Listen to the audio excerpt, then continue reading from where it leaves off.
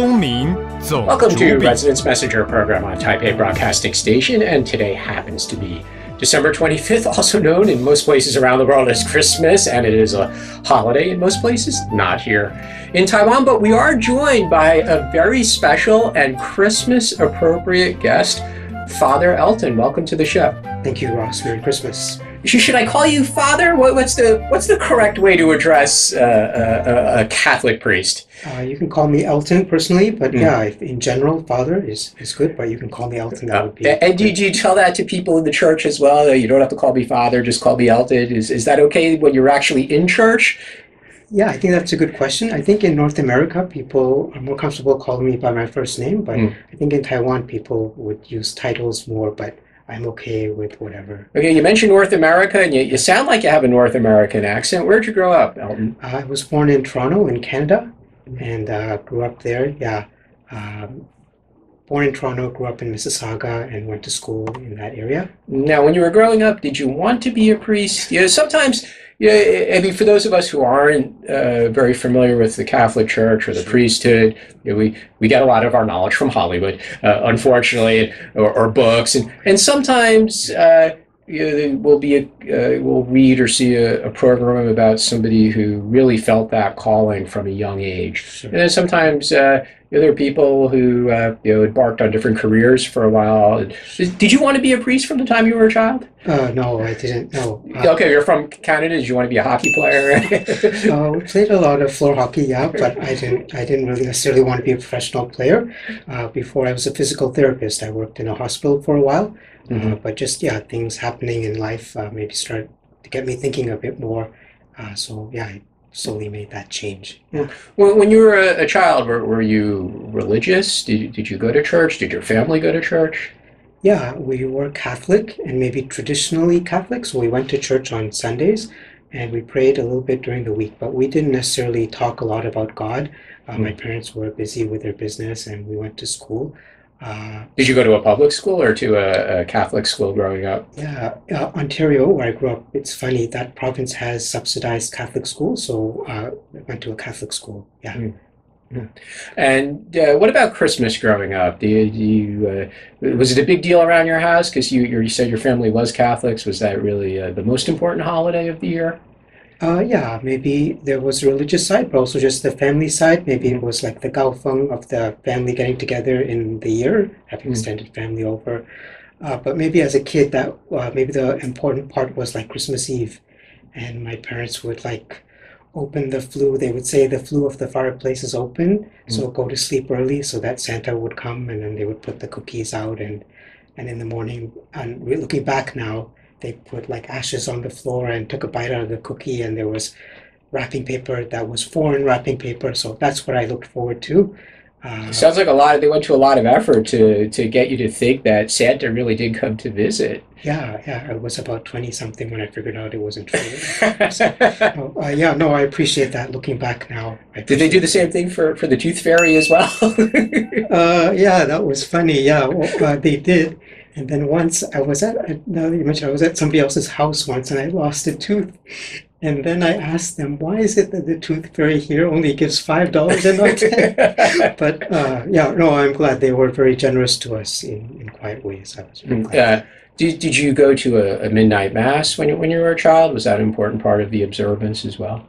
I remember at least evening mass on Christmas Eve. I don't remember what time it was necessarily, but we would go to mass, and then Christmas Day we would have family over and have a meal together. And what was the special foods that you ate at those meals? So my family is from India, so we had like Indian food and turkey together, and so there would be some traditional Indian foods that people eat at Christmas time. Some of our listeners might not be aware, but the history of the different types of churches in India, the different branches of Christianity, not just the Catholic Church, but some of the Eastern churches as well, is actually a fascinating subject. Yeah, it is. It's really a rich history. Some people say that St. Thomas, alive at the same time as Jesus, after Jesus' death, he went to India and his tomb is there. So since then, around that same century, there's been some type of Christianity in India, especially in the south.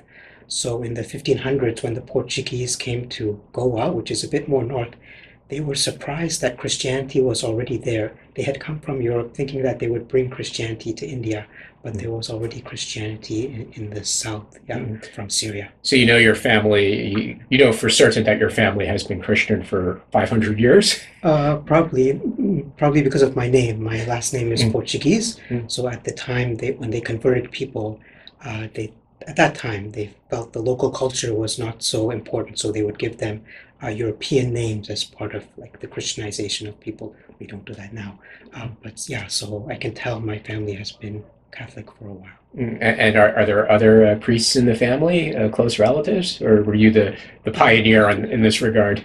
Yeah, there's a priest and a nun in my family. They were not in the direct family, but yeah, yeah. Wow, that's amazing that so many people in your family have this calling. And you mentioned that you did originally have a different career.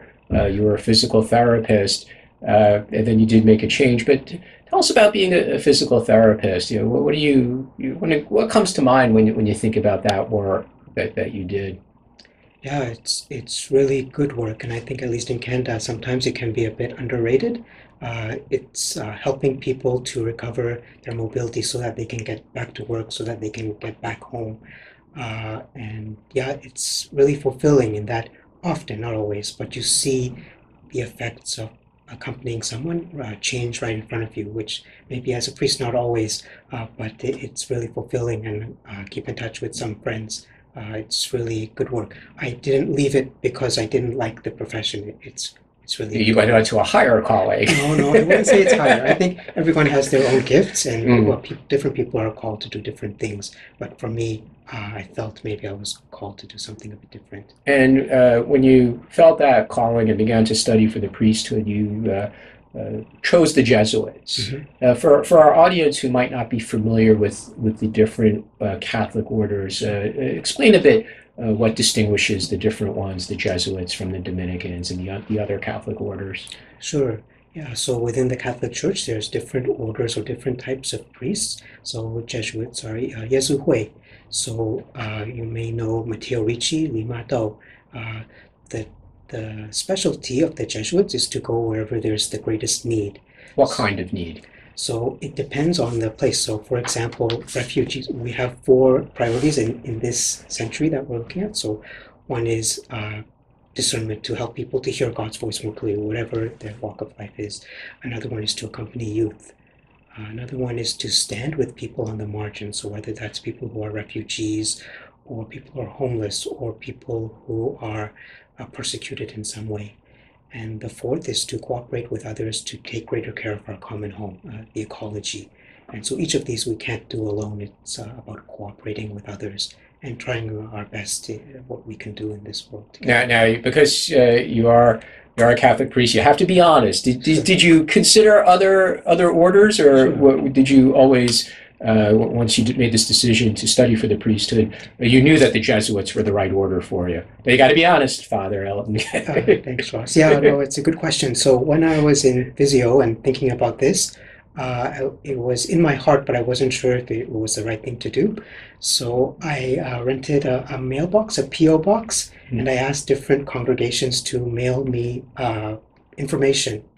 But when I looked at it, it was all like glossy pamphlets and things, and it was always like the best face. And I didn't feel like I could make a decision based on like a pamphlet or something. So I'm glad I went through that route, but eventually this may seem a bit odd, but there was a list of the different congregations, and then one morning I just kind of prayed and asked God to guide me, and then made a phone call, and then from there there was a process of discernment. But yeah, it's kind of an odd route. Don't try that at home. I wouldn't suggest that to people. And is the pathway to becoming a Catholic priest under the Jesuit education, does it differ from the other orders? Is the course of study different, the Sure. length of time different?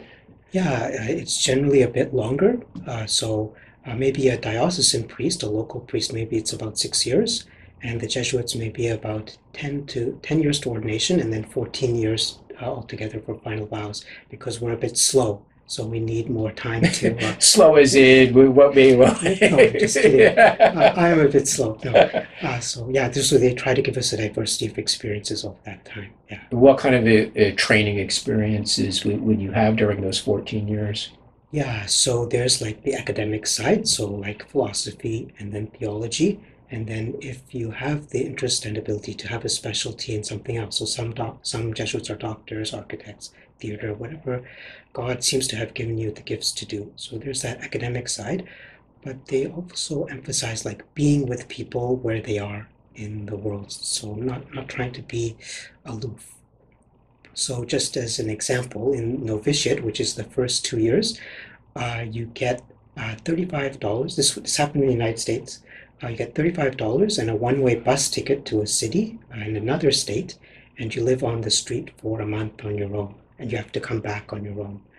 So just to Sorry, could you come back with more money, or you're supposed to spend whatever you get? It's a good question. So actually, I ended up giving away more than $500, but I only had to ask for money once, just because people. It's really. When I woke up every day, I didn't know where I would have to sleep that night. But people are so generous. Maybe it's the United States, I don't know. But oh, thank you. As an American, I thank you. You really do have the Christmas spirit this year. But really, if it was just one person who was generous to me, I would think it was that person. But in different cities, like they said, I have a friend in this city, you can stay there, and on and on. Mm-hmm. So were you wearing something to indicate that you were studying for the priesthood? No, in fact, we're not supposed to tell people unless they really. We're not supposed to lie. So, but in general, we're not supposed to advertise that. So along the way, I met people who were really homeless and living on the street or working as prostitutes or so I would just give away what I would have. I would empty my pockets, but always somebody would give me something more. So I realized it was something greater than me at work during that month, and I was just very grateful because I couldn't plan something like that. So just getting back to the point. So the Jesuits encouraged that of trying to be with the people we're going to serve. I did miss a lot of meals and things. It was not easy, but I'm grateful for that experience. Is there any friendly competition among the different orders? Is there like a basketball league between the Jesuits and the Dominicans? Sure, yeah. Basketball leagues and between schools, like the sports teams. In the Philippines, it's like the Dominicans and the Jesuits. In different states, it would be Jesuits with different colleges. Yeah, in Taiwan, I think we kind of get along, but you mean in some places they don't? No. In the 21st century? Yeah, I think we are getting fewer and fewer, so it's easier to cooperate, yeah. When you say getting fewer and fewer, you mean the priesthood collectively, or do you mean specific orders? Yeah, I think both. So at one point there were about 30,000 Jesuits in the world, and now there's about 16,000.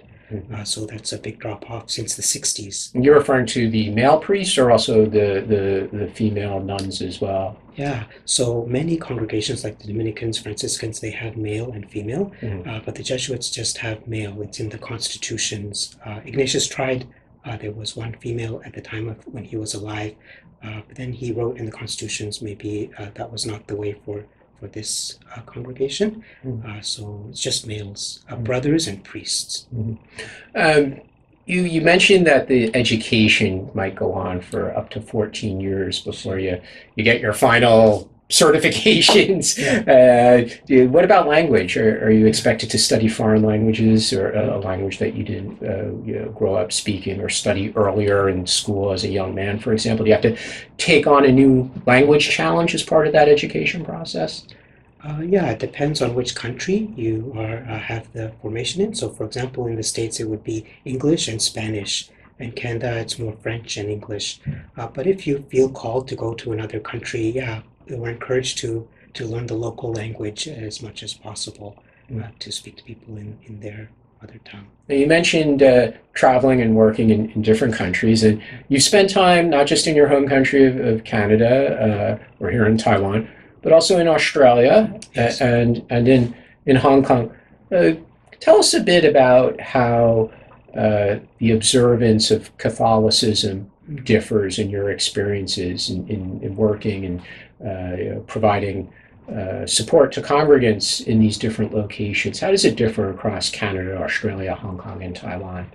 Yeah, sure. Yeah, I don't pretend to speak for everyone, but just from my observation, yeah, sure. In places like Taiwan or Hong Kong, where Christianity is a minority and Catholicism a minority within that, that's a particular context. There may not be necessarily backlash against Christianity where it's been a minority all along, but maybe in places where Christianity used to have a dominant position in society, like let's say Canada, most clearly in Quebec, where the church controlled not only the church but the hospitals, the schools, sometimes the government. In the 60s, there was a bit of backlash against that, or a lot of backlash against that. I think I've heard the 60s was a time when people became a bit more liberal. There may have been a backlash against churches. Sure, sure. And it's not that I don't understand that. Yeah, I think sometimes the church went over the line. That's to some extent that's still around, and to be sensitive to that. How do we convey the love of God to people in a way that's not feeling imposing, or that's bringing back the wounds or things that the church shouldn't have done, including abuse and other things that happened. We can't deny these things. How do we move forward? How do we help the process of healing? I think those are important questions. But what about for people who are still regular churchgoers and who are fairly observant? How does the practice of the Catholic religion differ across these different places as far as the way people pray, or their use of different types of symbols of the church, what they put in their home, things like that? How does it differ in the different locations? Yeah, so I think it depends on the people in that place, but in general, so for example, the practice of Christmas in Taiwan, where it's not a holiday right now, and people go to work on a weekday, it's a Friday today, so the celebrations would occur in the evening, and maybe there's not that family get together on Christmas Day, but there's still the creche, let's say, and the day is heading up to Christmas. People maybe exchanging gifts and preparing their hearts for Christmas. So very practically, going to confession, going to mass, thinking about what they can do to deeply into their lives. Yeah, those would be some things that are a bit more about the essence of Christianity. Whereas in North America, there is that, but also a lot of shopping and things like that, and making lists of what people may want, and then holidays after Christmas Day where people could visit their families and things. So it almost sounds like, from what you said, that the fact that Christmas Day is not a holiday in Taiwan actually, in a way, encourages people to do some other activities, like you said, go to confession maybe in the days before Christmas, and actually do some things around Christmas that maybe they wouldn't do if they had a whole day off to think about these things. Maybe. It depends on the person. I don't want to speak for everyone, but yeah, personally for me, maybe in Taiwan, that's one of the things I enjoy the most about Christmas. About, let's say, listening to confession and people who haven't been to the church for a while, but they've come back, and just to express that welcome of Christ, that He's been waiting for them, and they're always welcome here. That love. For me, that's one of the things I enjoy most about this time of year. Well, we're going to take a short break. When we come back, we'll continue talking with Father Elton about Christmas in Taiwan and around the world. You're listening to Residence Messenger on Taipei Broadcasting Station. Welcome back to Residence Messenger on Taipei Broadcasting Station. Our special guest, because today is Christmas, is Father Elton from the Catholic Church. Father, we were talking about your work with people, congregants in different countries, and how you've observed the lack of a holiday in Taiwan might encourage people to do some other activities, maybe come to confession and things like that. You're very involved with something called the Taipei Ignatian Spirituality Center. Mm-hmm. Tell us what that is. So it's a spirituality center in Taipei near Taidian Dalo, where people come if they'd like to make a decision in their life, like let's say about changing work, or they're going to retire and they're not sure what to do with that time. If they desire to hear God's voice more clearly in their life as they make that decision with God, we give them ways of praying to become more in tune with Christ's desire for their lives. We call it a retreat or spiritual direction How's that different just from visiting a church and finding the Father and say, Father, I have this problem with my family, with my work. Well, can we talk about it? What's different about going to the spirituality center versus just going to a church and talking to the priest? Yeah, it's a great question. So, as my role through Ignatian spirituality, it's to listen, but not to tell the person what to do or what I think may be best, which may be good. It's to help that person get in touch with what Christ's invitation is for that person. So I ask questions and help them to explore their own prayer. So we could do like Mo Guan, like contemplation, where they pray with scripture in their room, but we also have like Yan Ying Ling Xiu, where they watch a movie, a contemporary movie, and use that to reflect with prayer, or Hui Hua Ling Xiu, where they draw an episode from their life and they pray with that. What is God saying through their experience, and to get them in touch with Christ's voice in those ways. So how much time would somebody typically spend when they seek out your advice or your assistance when they come to the spirituality centers? Is people just come for an hour and they leave, or are they going to come every day for a few weeks until they feel that they found a solution? Yeah, it really depends on the person, and we want them to interact with God directly rather than with us. So it could be 1 hour talking, but we also have like an afternoon session or morning sessions, 1 day, 8 days, and 30 days. So it's what people, what helps. So that sounds like something people should pre-book in advance. It's like a program that they should sign up for. 可以, but they're always welcome to look at what's helping them, and yeah, but yeah, people generally sign up ahead of time. Yeah. Mm-hmm. And is this new? When was the center established? Is it a new concept for Catholics in Taiwan to have this available? Yeah, the center's been around for about 20 years, Mm-hmm. but this Ignatian spirituality is about 500 years. So it's Saint Ignatius of Loyola, who lived in the 1500s. So yeah, the ways of presenting it maybe are a bit new here, but the principles are older. Yeah. And do you provide the support, these activities, not just in Mandarin, but other languages as well for Taiwan's foreign community? Yes, we do our best in English, in Mandarin, and people speak Taiwanese, but also as much as we can, if there are local people, Vietnamese, we have some Jesuits from India and Korea as well. Mm-hmm. And this is your full-time post currently at the Spirituality Center, is that correct? Yes, just to keep me out of trouble, I have two jobs. So one is to be director of this center, and the other one is to be superior of the Jesuit community at the Taidian Dalo Jesuit community there. And how do you have time to do all this? I don't do a very good job at anything, so yeah, no, I just try my best and just ask for God's help. Speaking of time, that brings us to Christmas, because I'd imagine that is one of your busier seasons as a Catholic priest. So let's talk a bit about Christmas here in Taiwan, and also some of your experiences. We talked about how you worked in other places. When you first came to Taiwan, did you notice anything different about Christmas in Taiwan? Yeah, it's funny that you mentioned that one. I was a seminarian, a scholastic at the time. So I remember the first year here, it was a beautiful sunny day, and it was a weekday, and it was very busy on the streets, which was in Canada, it's very quiet. So I very rarely cry.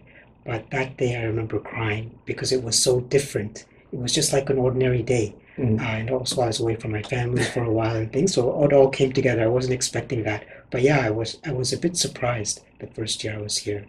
But you knew coming here that Christianity was a minority religion, and that it was. I'm sure you've heard many times it used to be a public holiday, but not because of Christmas. It was related to the implementation of the Constitution. So it was coincidentally, perhaps or perhaps not, Constitution Day. Yeah. Subsequently, though, did you observe? Once you began to work with believers, Catholic Church participants, did you notice anything else different about the way they observe Christmas here?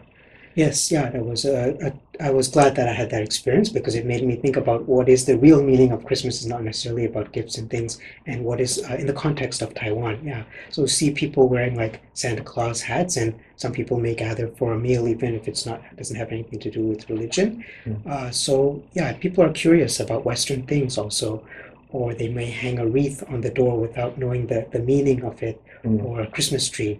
But yeah, so you see signs and maybe just aware that people may not know the background to that, but they know something about Christmas. Mm. Sure. But we'll talk a bit about the commercialization of Christmas. But Okay. before we get to that, Sure. Father, you mentioned people maybe put up wreaths and they don't know the significance or the meaning.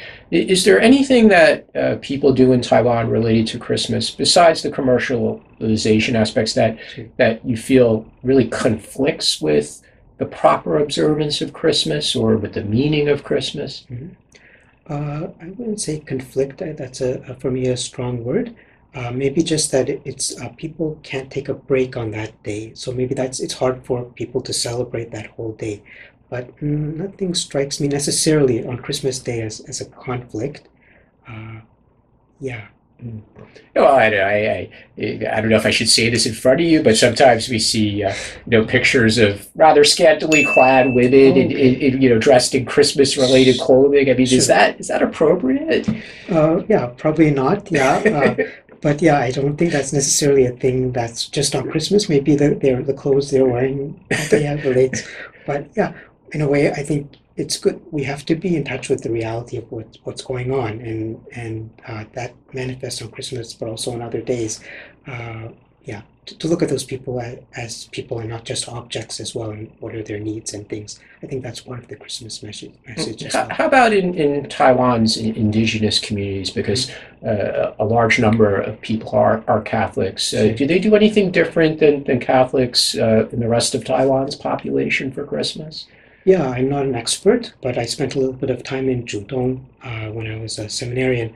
At least that community, they really emphasized caroling and going out to visit people in their homes, especially people who may be lonely or who may be elderly. So the days heading up to Christmas to go visiting and eating together, having some traditional meals together.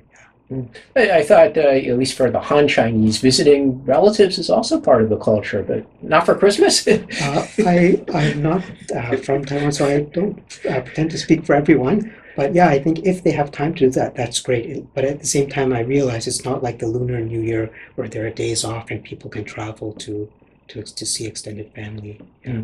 Now, you also teach a bit at Furen Catholic University. No surprise. You teach the Faculty of Theology.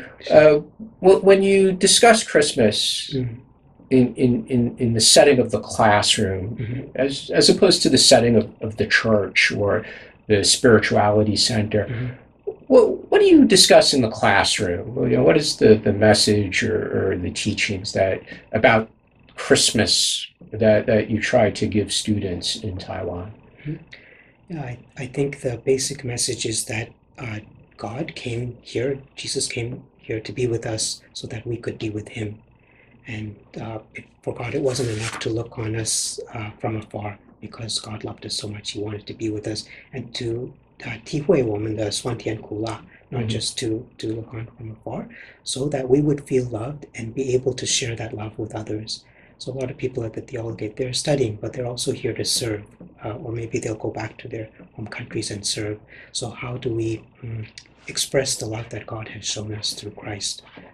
Now, what you just said, it was so profound and so meaningful, but Mhm. it's so far away from the commercialization aspects of Christmas. So, Sure. give us some views from your perspective as a Catholic priest about the commercialization of Christmas in 2020. Where we are today with the commercialization of Christmas. Yeah, actually, for me, I find it really a lot less commercialized growing up in North America. So, in a way, I'm really grateful that I don't get a lot of Christmas commercials and things where I would in Canada. So, in a way, I'm kind of glad about that You mean because you're here in Taiwan? because I'm here in Taiwan. Yes. But on the other hand, Father, I mean, we go to shopping malls Sure. in Taipei or other parts of Taiwan. Sure. we're going to see Christmas advertising and Merry Christmas signs and people wearing Santa helper hats and go into an office building. There's a Christmas display, and very few of these people are Christians, and it seems like they're just buying into the commercialization aspects. Mm-hmm. Yeah, I think there's maybe some places where they could learn more or know more, but in these things in themselves, I don't think they're bad in themselves. If somebody wants to wear a hat or sing Christmas carols, I would just desire that people would learn more. So let's say, for example, wearing the Santa hat, that's Saint Nicholas, who was a bishop in the 4th century in Turkey. So how does he relate to Santa Claus? So he really had a care for the poor. So there was this house that was particularly poor. There were 3 daughters in this house that were at risk of starting prostitution. So in 3 consecutive nights, he threw gold coins in a sack through the window, but so that they wouldn't know who he was, he didn't go in, so that they had enough money to survive. So that care for the poor. I wonder if the people who are wearing the Santa's hats, if they could reflect on that. Well, do you stop and grab them and say, let me explain the history of the hat to you? I mean, they might look at you like you're nuts if you did that. Yeah, no, I think this is the Guanjian Wenti. How do we express these things in Taiwan in a way that people can dialogue about, and that's not preaching? But to be honest, like sometimes last Christmas I went to the Taipei Huochezhan. There are many people who are homeless, that working homeless. And so we gave out some things to eat. But I also realized there's so many other people who are going there to give them things to eat or to talk with them and then reflect on that. So in a way, I'm kind of glad that's happening so much. Sometimes this week I went there. I asked this person if they wanted something, and he said, "Look, I have all this. I don't need this." So in a way, it was kind of heartening. But there are some of these really big outdoor Christmas events, which are frankly purely commercial. They're not organized by the church. They're organized by shopping malls or municipal governments. Do you discourage people from attending those? Or would you say, look, you could go help homeless people at Taipei Huochezhan instead of going to hear some, go see some singer perform, and it's just all lights and nothing to do. It's all about going to the mall and buying stuff. Right? Sure. I wouldn't say don't go, but I would say reflect more deeply, not just on Christmas Day, how are you using the resources that you have. We need to relax. We do need to buy things, but do we also hear the voice of the people that are maybe on the margins, and how do we support them? Sometimes it's financially, but sometimes it's just listening to someone who's lonely. Or standing with someone, even though I know I can't solve their problems. I think that's what Christmas is about. Jesus being here in the midst of our pain, even though we still are in pain. But eventually we believe there'll be something more. And does the period following Christmas, does it generate for the church in Taiwan, the Catholic Church, more participation? Do people hear the message that you were just describing, and I'm sure you're sharing that with people as you meet them during the days before or around Christmas. Does church attendance improve after Christmas and then sort of fall off in the months after that? Do people hear and feel this message that you were just describing about Christmas, and then do they become more eager to participate? Yeah, I think so. Christmas and Easter, the attendance goes up, and then maybe there'll be some a little bit more after that. But yeah, eventually some people, it's fleeting, and it doesn't go deep, and so other things attract them. Yeah. So it depends how you look at it. Is the glass half full or half empty? Well, I would expect as a member of the priesthood, you would always be half full, not half empty kind of guy, right? Yeah, but also to acknowledge that there's many things that I wish I could do better, or listen to people. What are they hungry for? Why are they not coming back? How can we serve them in better ways? I think there's always a lot of room to improve and to learn from others. Also, other churches, other parishes, Protestant churches, they're very welcoming. What can we learn from them? Well, that brings me to probably one of the more difficult questions, which is, what do you see as the future of the Catholic Church in Taiwan? Yeah, it's I don't have any crystal ball, so I don't know. But one thing I know. Well, the crystal balls, that's not, you don't believe in that, right? As Catholics, right? No, we don't. It's just using that as an expression. But But definitely one trend is, at least in the Catholic Church, we used to depend on nuns and priests a lot. In Taiwan. In Taiwan and around the world, teachers as nuns, as nurses, and things like that. And there were a lot of nuns and priests. But now, so we could say there are fewer nuns and priests, and that's a really sad thing. But we can also say everybody has gifts from God. How do we encourage people to use those gifts for the church, whether that's as parents, as teachers in their field? How do we encourage them to use their gifts to spread that love of Christ? So that's definitely the way of the future. And at the Spirituality Center, we're training more and more lay people to give the spiritual exercises to do spiritual direction, and that's bearing the most fruit, I would say. So is the fall in the number of people studying for the priesthood, is that going to be a real challenge for a country like Taiwan, where there's a relatively small number of Catholics?